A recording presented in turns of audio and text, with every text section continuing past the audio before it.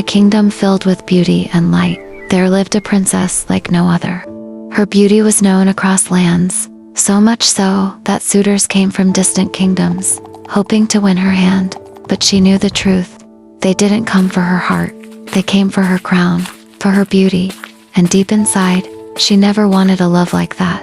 With our two kingdoms united, we shall usher in an era of unprecedented... You seem troubled, Elara. Is there something on your mind? Everything all right? You know you can talk to me. But Alira felt a quiet sadness. She didn't want a love chosen for her, only one that was true. The king and queen could not understand why she didn't like anyone. What is she looking for in a partner? The king said one day, You must choose soon. This is not just your future. It is the kingdom's. And if I don't feel anything for them? Am I still meant to choose? but how could she choose when her heart felt nothing? She couldn't accept a life decided for her. That night, she made a decision, not for the kingdom, but for herself.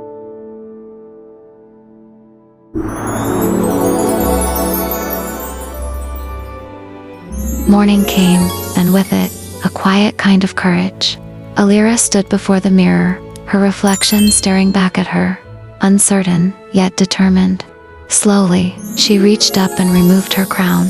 For the first time, she wasn't a princess. She tied her hair into a simple braid, her hands steady now, then changed into plain, modest clothes. No jewels, no gold, no royal identity, just her. She pulled a hood over her head, letting the shadows hide her face from the world she had always known. And without a single word, without looking back, she walked past the guards, through the grand gates, and out of the palace.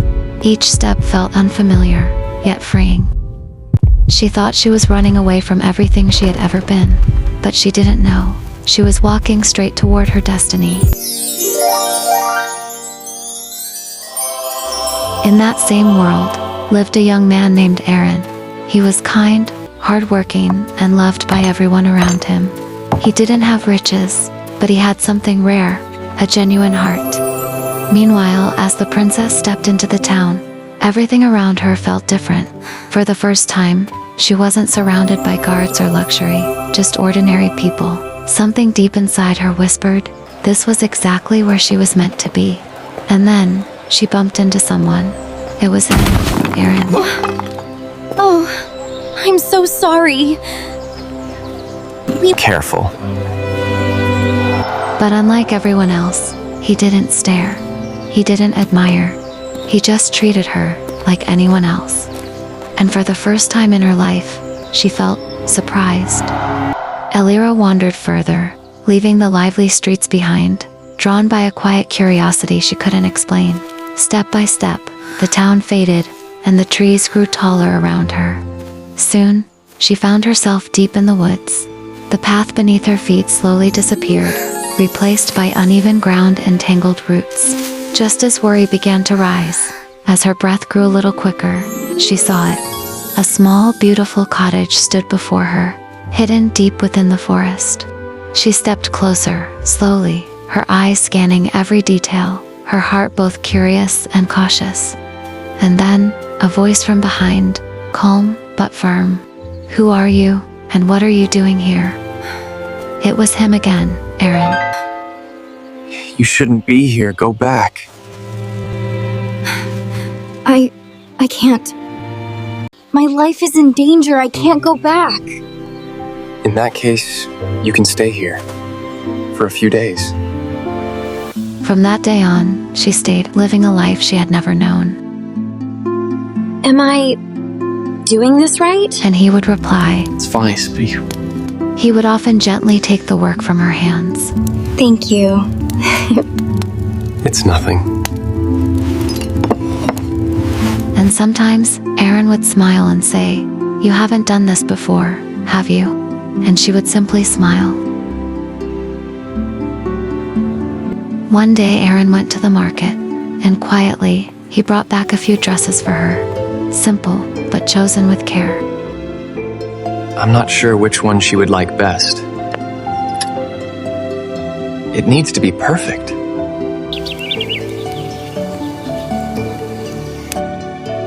Are these for me? Yeah.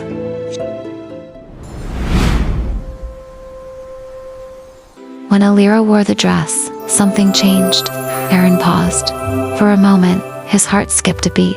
There was something different about her, something he felt, but couldn't put into words. Days slowly turned into memories, filled with shared laughter, gentle conversations, and quiet moments. They were getting closer, without even realizing it, but far away, beyond the woods, beyond the town, something was changing. Your Majesty, the princess is missing. When the king learned the princess was missing, he was furious. His anger echoed through the palace as he ordered to find her at once. Send riders to every border. No one enters. No one leaves without being searched. Find her.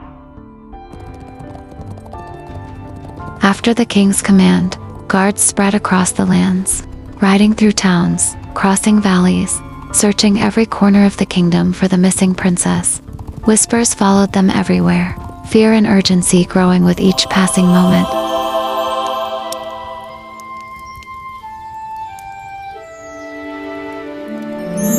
Back at the cottage, when Alira looked at Aaron, something unspoken lingered between them.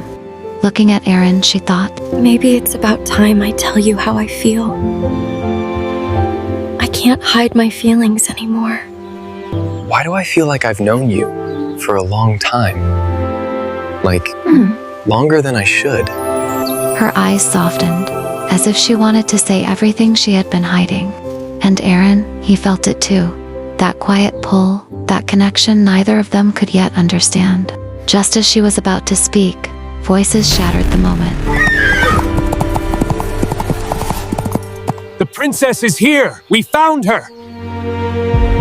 Her heart stopped.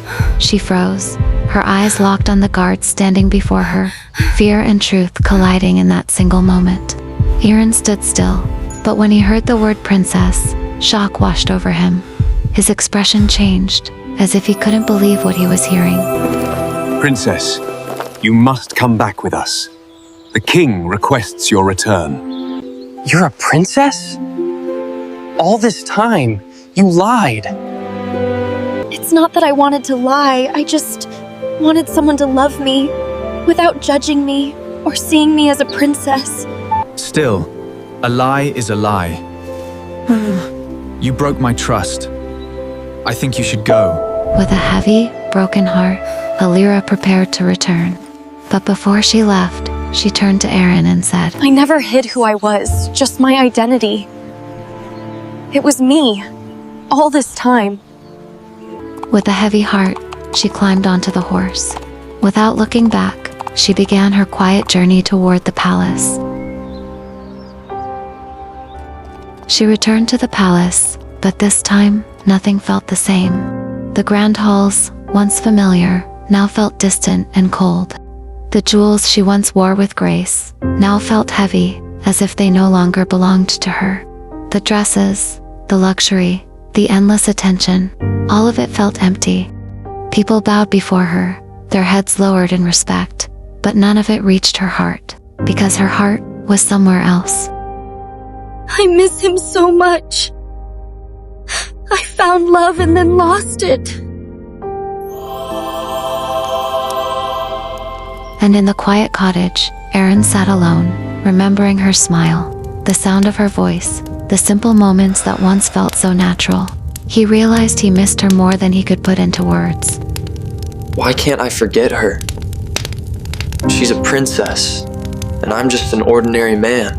Then suddenly, he stood up, because he finally understood he couldn't live without her. I have to tell her. I love her. And in that moment, he couldn't stay still any longer. With his heart racing, he ran toward his destiny, because he had to tell her how he truly felt.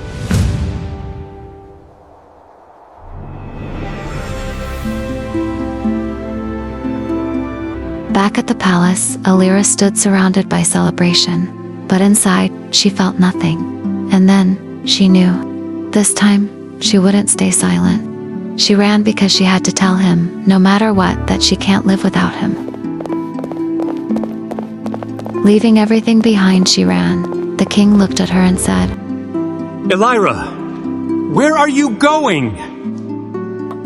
Let her go. She's in love.